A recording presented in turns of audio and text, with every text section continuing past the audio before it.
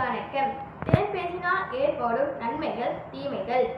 தொடர்பு சாதனங்களில் திறன்பேசியும் ஒன்று. இது அறிவியல் கண்டுபிடிப்பின் அற்புதம். திறன்பேசியை பயன்படுத்துவதால் பல நன்மைகள் உள்ளன. அது மட்டுமல்லாது தீமைகளும் உள்ளன. திறன்பேசியின் துணையுடன் நாம் பிறருடன் சுலபமான முறையில் தொடர்பு கொள்ள முடிகிறது.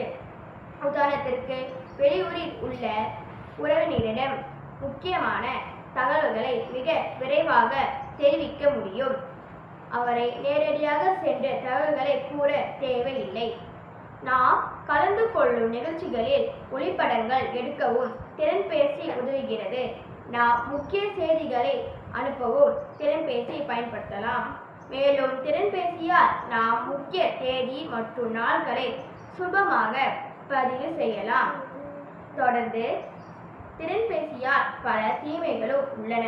திறன்பேசியை அதிகமாக பயன்படுத்துவதால் மூளை, காது, கண் ஆகிய உறுப்புகள் பாதிக்கப்படுகின்றன. இதனால் கல்வியும் பாதிக்கும். வாகன ஓட்டிகள் வாகனத்தை செலுத்தும் போது திறன்பேசியை பயன்படுத்துவதால் சாலை விபத்துகள் ஏற்படுகின்றன.